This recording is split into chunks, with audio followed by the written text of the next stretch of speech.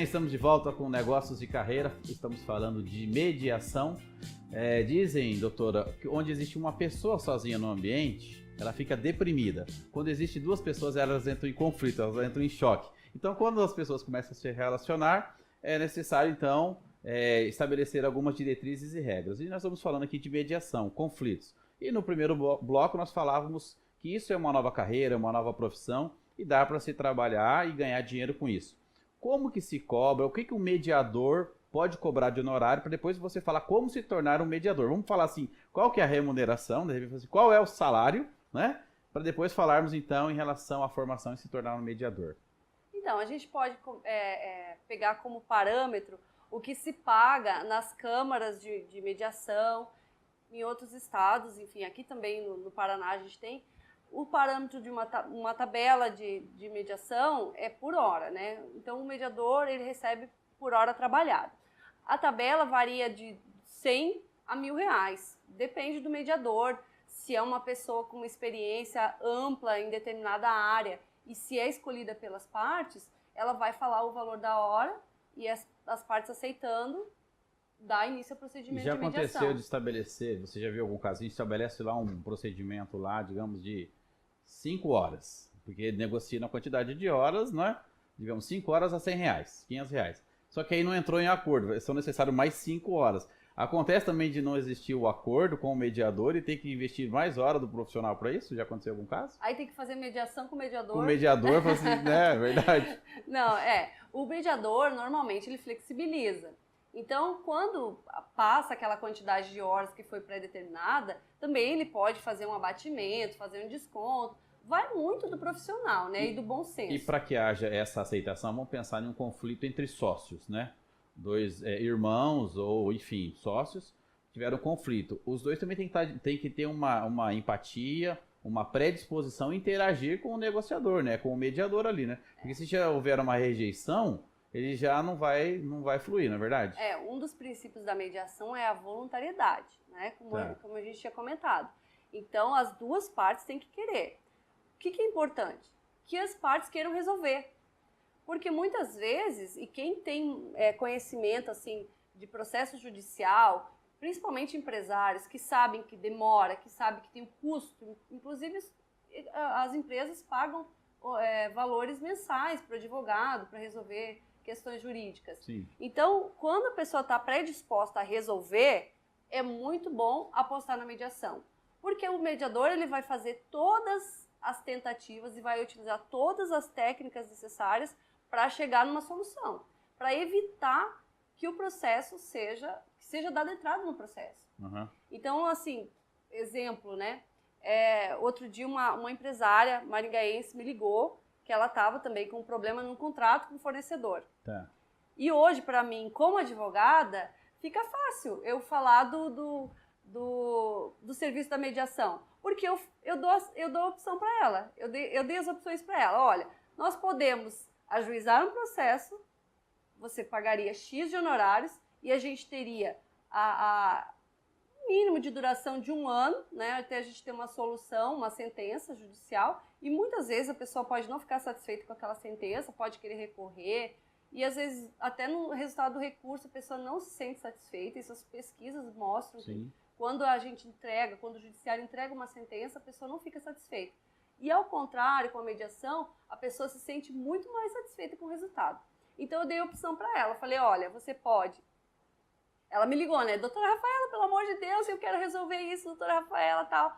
Falei, olha, você pode fazer uma mediação que você vai gastar menos e você vai conseguir um resultado em menor tempo. Sim. Ou você pode entrar com um processo judicial que você vai gastar um pouco mais e vai ter que esperar um pouco mais. Eu falo, óbvio que eu quero fazer uma mediação, né? Porque é uma decisão lógica, é uma decisão inteligente. Para o empresário. E quais são hoje, digamos assim, os benefícios ou até mesmo o risco para o advogado? Vamos pensar o seguinte, o advogado que ele já tem lá os procedimentos que ele segue, qual é o risco que ele tem em ter os mediadores, não advogados, interagindo?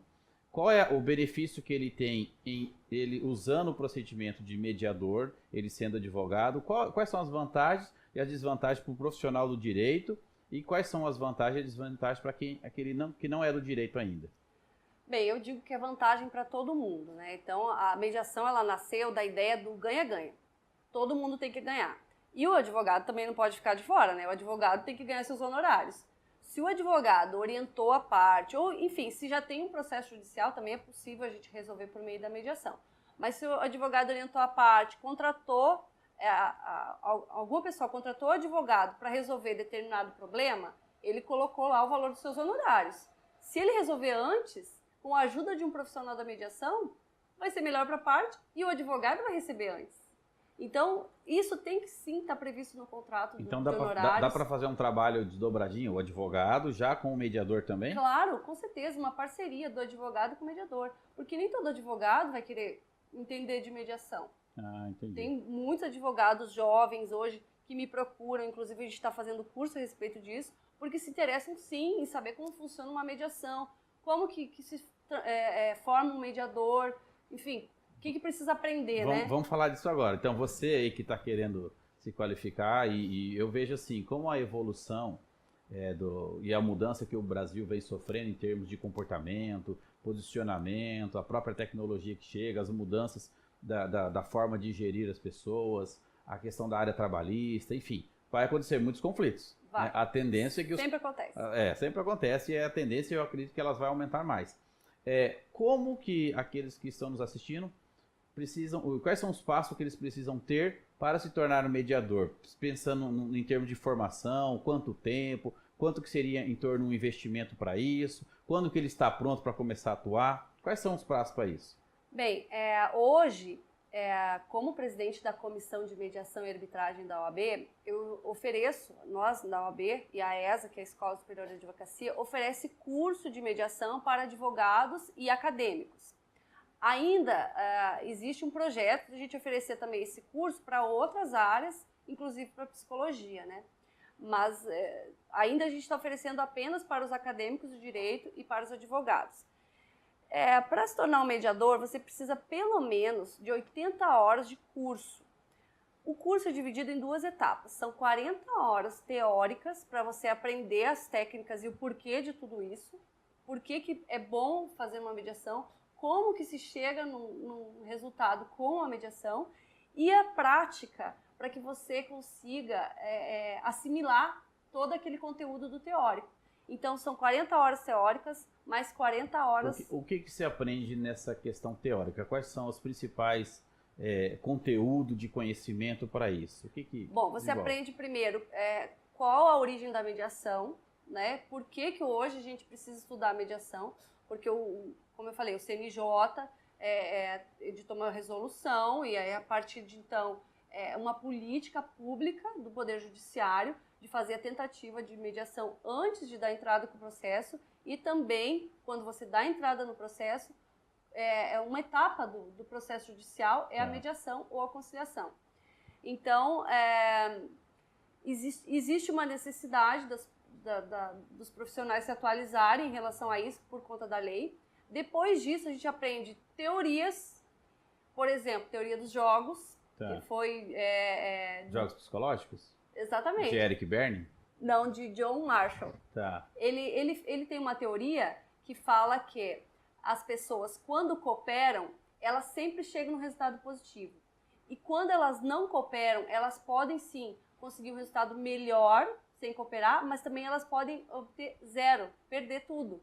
Então, essa teoria, até tem um filme que fala a respeito disso, essa teoria comprova que quando as pessoas colaboram uma com as outras, até tem o dilema do prisioneiro, quem quiser colocar na internet é o dilema do prisioneiro, ou teoria dos jogos, vai aprender melhor a respeito disso, e fala que sim, as pessoas devem cooperar entre si para chegar no resultado melhor, que é o ganha-ganha, e não necessariamente que tem que ter um vencedor e um perdedor, porque sempre vai ter um que fica insatisfeito, e no ganha-ganha não, cada um vai ceder um pouquinho, né?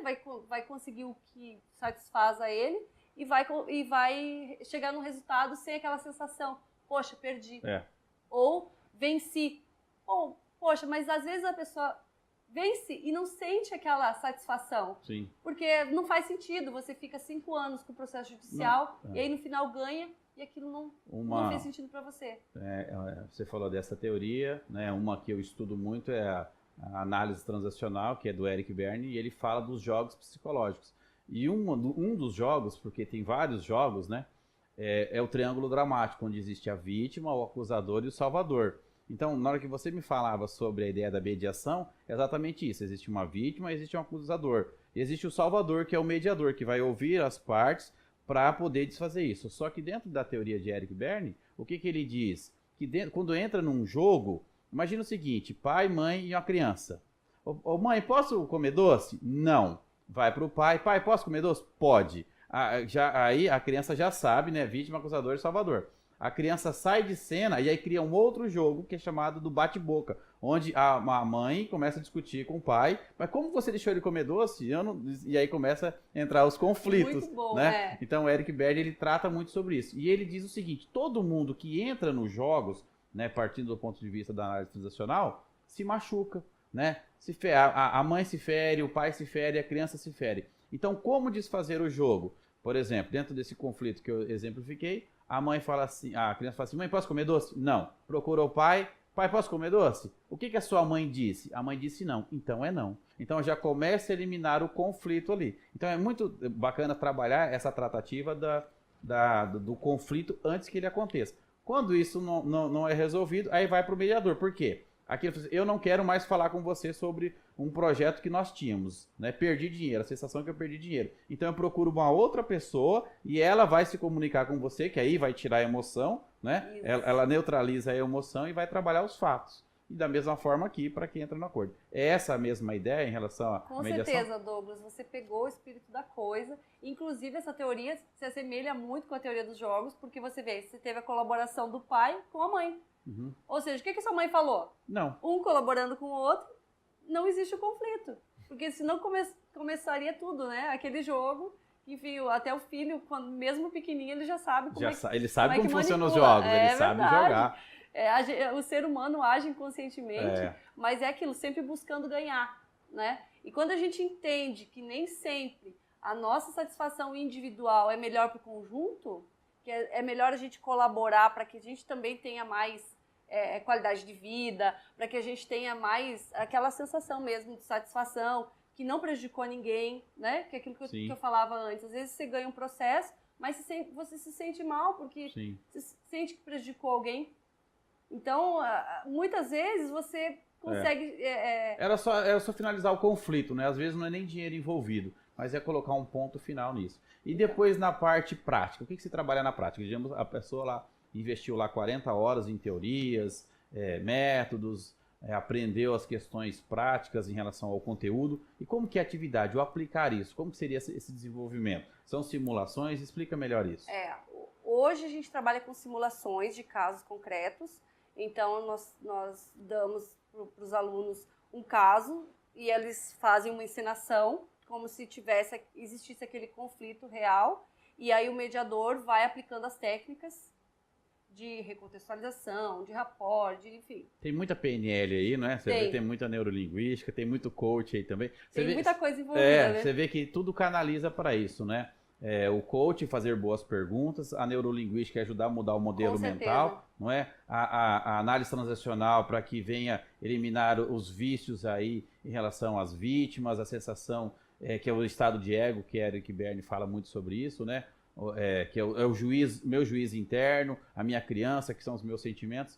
Então, quer dizer que na prática, então vai para um laboratório e começa a simular. Vai para o laboratório. Quantas atividades, tem estágios diferentes, como que é isso? Bom, vai depender muito do professor, né? Eu costumo sempre fazer exercício, porque o exercício fixa, né? Então, quando a gente repete, o aluno ele começa a fazer com que aquilo fique natural. Uhum. Aquilo tem que ser natural. Até porque você não vai chegar numa sessão de mediação e agir feito um robô, repetindo coisas que você decorou. Não sei se você lembra do filme, com certeza deve ter assistido o filme do Leonardo DiCaprio, Aprenda-me se for capaz, Aprenda-me se puder, não é? Lembro. Que aí ele pegava, você via que ele se adaptava a ser médico, piloto, e tem uma hora que ele queria ser advogado. E ele começava a discutir lá, falava assim, eu protesto, não sei o quê. E aí ele falou, não tem ninguém aqui, né? Então, mas ele trabalhava demais. Ele praticou, mas com as metodologias erradas, mas ele tinha uma coragem muito grande, né? Mas é isso que faz diferença, né? A coragem. A coragem. E me diz uma coisa, qual é a característica mais importante para se tornar um bom mediador? Você já falou uma delas aqui, a coragem, né? Mas quais as características naturais que o mediador precisa ter para que ele se torne um bom profissional e venha ganhar bastante dinheiro com isso? Bem, a coragem, na verdade, a gente precisa para todas as áreas. Precisa ter a coragem. Para acordar cedo, né? Para acordar cedo, para sair da cama e fazer o que você gosta e colocar em prática aquilo que você sonhou, que você idealizou. Então, seja qual for a sua área, tenha coragem de acordar e, enfim, vir para televisão, não é, Douglas? Não é para qualquer um, né? Falar a respeito daquilo que você gosta, que você entende. Mas sim, se o mediador tiver coragem, muito melhor, né? Porque às vezes ele vai enfrentar conflitos assim bem complexos. Então, com certeza tem que ter coragem também. Mas outras atribuições que são mais importantes seriam realmente a capacidade de ouvir e compreender de forma... É como se fosse um filtro mesmo. O mediador, ele filtra a mensagem. Porque muitas vezes a pessoa fala alguma coisa... Mas não disse nada ainda, né? Mas ela não quis dizer aquilo. Ela deu uma mensagem, dentro daquele discurso, ela dá outra mensagem. Então, o mediador ele tem que ter essa percepção afinada para ele entender que muitas vezes o que a pessoa está falando não necessariamente quer dizer o que ela está sentindo. E aí perceber que o sentimento dela, identificar sentimentos, é uma das habilidades, perceber o sentimento e filtrar para outra parte, recontextualizando, para que a gente consiga dar um enfoque positivo. Por quê? Porque nem todo conflito, aliás, o conflito não é negativo em si. Muitas vezes o conflito serve para a gente evoluir. Sim. O conflito serve para a gente chegar numa maturidade, enfim, profissional. Você tem um conflito com um superior, você tem um conflito com o seu colega de trabalho.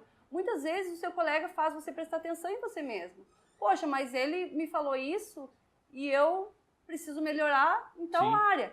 Mas a forma como que a pessoa coloca faz com que você fique ofendido. Aí surge o conflito. Sim. Então, o mediador faz enxergar, não, mas ele não falou isso, porque ele queria falar isso. Ele queria mesmo, a mensagem que ele queria passar era essa. Era a intenção positiva dele, mas na forma saiu completamente diferente. E aí, quando o mediador explica, a pessoa pensa, nossa, mas era isso que ele queria, era essa a mensagem que queria me passar, e eu não conseguia entender o tempo inteiro.